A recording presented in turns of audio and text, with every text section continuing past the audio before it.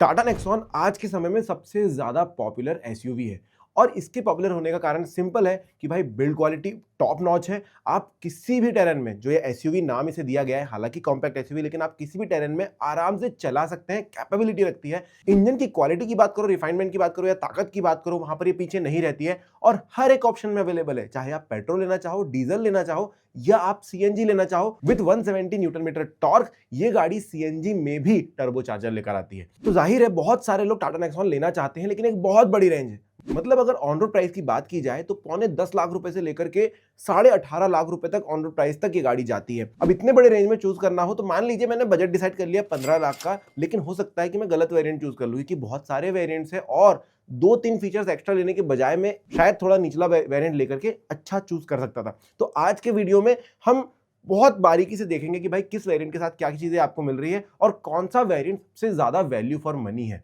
तो वो मैं आपको बताऊंगा। तो चलिए इस वीडियो को शुरू करते हैं। सबसे पहले बेसिक डिटेल जान लेते हैं कि भाई गाड़ी में क्या कुछ मिलता ही है, उसके बाद हम आएंगे कि किस पैक के साथ आपको क्या दिया जाता है। सबसे पहले आपको बहुत ही तगड़ी सी एक बॉडी मिलती है गाड़ी की, जो कि 3995 mm लंबी, 1804 mm चौड़ी और 1620 mm ऊंची होती है। मतलब आपको बहुत सारी हैचबैक्स की भी ऊंचाई इतनी लगभग मिल सकती है, बट ग्राउंड क्लियरेंस इस गाड़ी का 208 mm का मिलता है, जो कि इस सेगमेंट में सबसे ज्यादा आप कह सकते हैं। दूसरी बड़ी बात है कि इसका जो व्हील बेस है वो भी बहुत ज्यादा ना होकर के सिर्फ 2498 mm है, जो इसकी ऑफ रोडिंग कैपेबिलिटी को थोड़ा और इंक्रीज कर देता है। चाहे आप अप्रोच एंगल की बात करो या डिपार्चर एंगल की बात करो, काफी इजीली किसी भी प्रकार के टेरेन में, किसी भी प्रकार के रास्ते पर, ऊबड़ खाबड़ जगहों पर चल लेती है। साथ ही अगर आप इसके स्मार्ट या प्योर वेरिएंट को लेना चाहते हो तो भाई उसमें टायर साइज जो है 195/60 R16 के मिलते हैं। मतलब बेसिक वेरिएंट में भी आपको 16 इंचेस के टायर्स व्हील दिए जाते हैं, जिसकी वजह से गाड़ी कैपेबिलिटी कहीं पर भी नहीं होती है। लेकिन अगर आप थोड़े से ऊपर वाले वेरिएंट खरीदना चाहते हैं, क्रिएटिव या फियरलेस की तरफ जाओगे, तो भाई आपको 215/60 R16 के व्हील्स मिलेंगे। मतलब अभी भी व्हील साइज नहीं बढ़ा है, लेकिन आपके टायर की चौड़ाई थोड़ी सी बढ़ जाती है, प्रोफाइल भी थोड़ी सी बढ़ जाती है, तो कैपेबिलिटीज यहां पर भी उतनी ही है। तो एक चीज तो आपको समझ में आए कि बेसिक वेरिएंट में भी आपको किसी तरीके से पीछे नहीं रखा गया है, तो बेसिक वेरिएंट चुना जा सकता है। लेकिन फीचर्स की कमी आएगी, जो कि आगे हम देखेंगे। लेकिन उससे पहले हम समझ लेते हैं कि भाई इंजन ऑप्शंस कौन कौन से हैं। तो 3 इंजन ऑप्शन मैंने आपको बताए थे। फर्स्ट है 1.2 लीटर का रिवोट्रॉन पेट्रोल इंजन, जो कि 3 सिलेंडर के साथ आता है, जिसकी पावर होती है 118 bhp के लगभग, और अगर आप टॉर्क की बात करोगे तो 170 Nm का टॉर्क दिया जाता है। अब ये टर्बोचार्ज इंजन है, आपको जब गाड़ी चलाओगे आप तो हल्का सा लैग जरूर मिलता है जब आप इनिशिएट करना चाहते हो, लेकिन एक बार वो लैग खत्म हो गया फिर आपको गाड़ी कहीं पर भी थकी हुई सी नहीं नजर आएगी।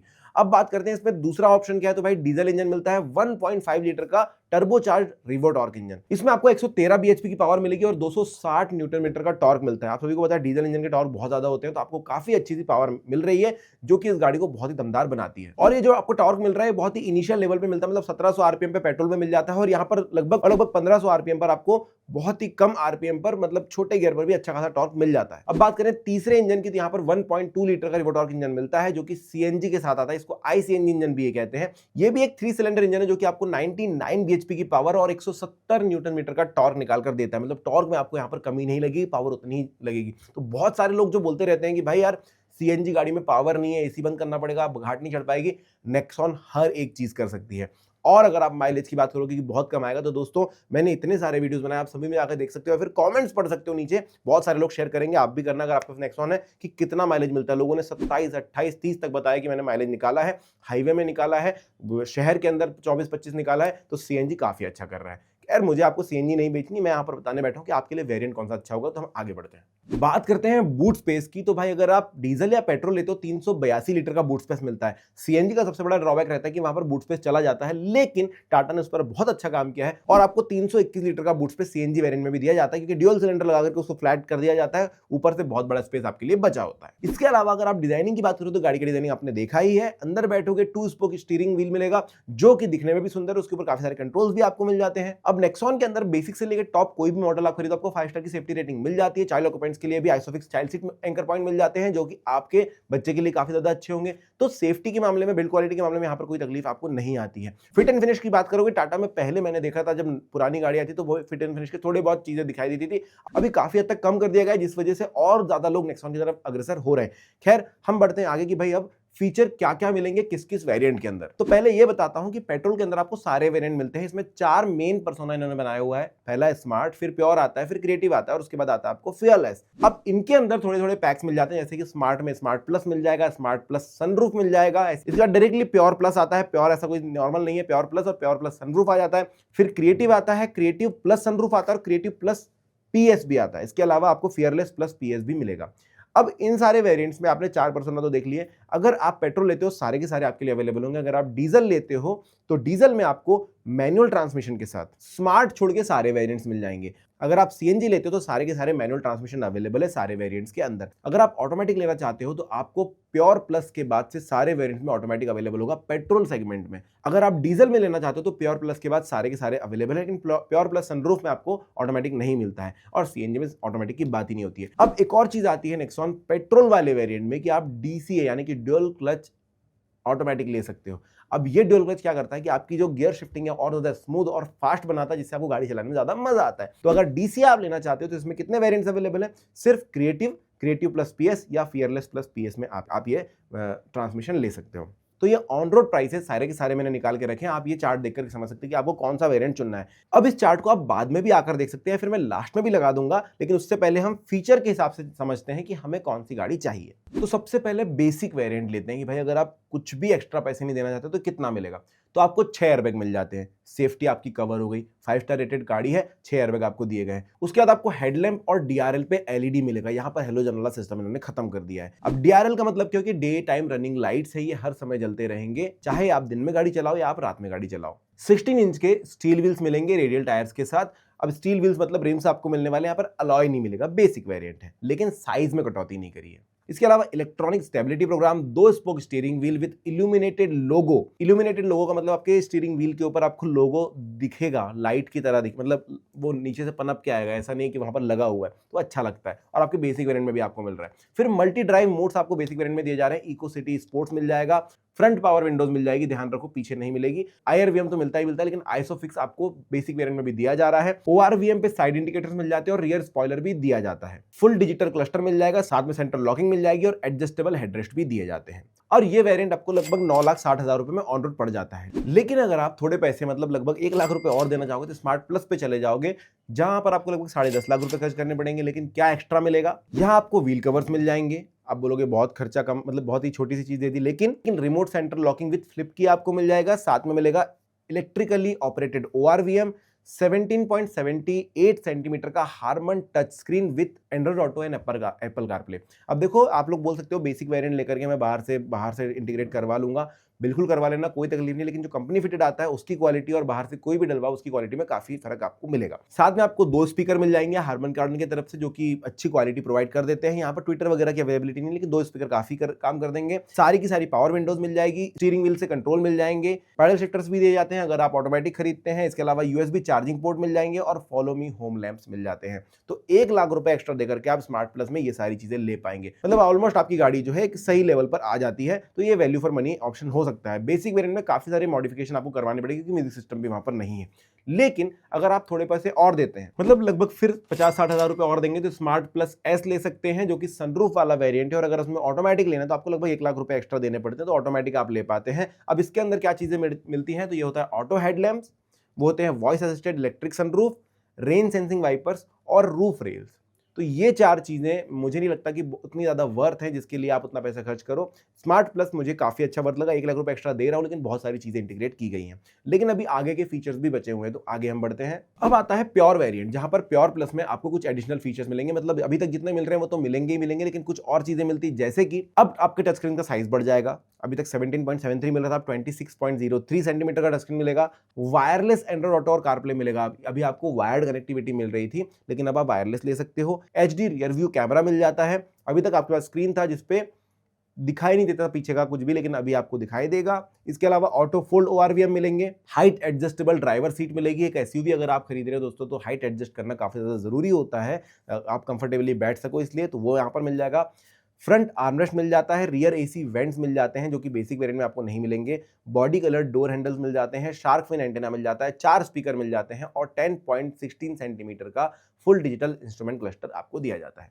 अब यहाँ पर कुछ चीज़ें वर्थ लगी मुझे, जैसे कि एंड्रॉइड ऑटो, एप्पल कारप्ले को वायरलेस कर दिया गया, रियर एसी वेंट्स दे दिए गए, ऑटो फोल्ड और वीएम बहुत समय पर काम आते हैं, 4 स्पीकर दे दिए गए। ये सारी चीज़ें मुझे अच्छी लगी। काफ़ी सारी चीज़ें ऐसी लगी जो एडिशनल है कि इंस्ट्रूमेंट क्लस्टर अगर नहीं भी होता, छोटा वाला भी होता, तो भी मैं काम चला लेता। फ्रंट आर्मरेस्ट काफ़ी ज़्यादा काम की चीज़ है जो कि लंबे दूरी के सफ़र के समय आपको काफ़ी हेल्प करती है। इसके अलावा हाइट एडजस्टमेंट काफ़ी अच्छी बात है।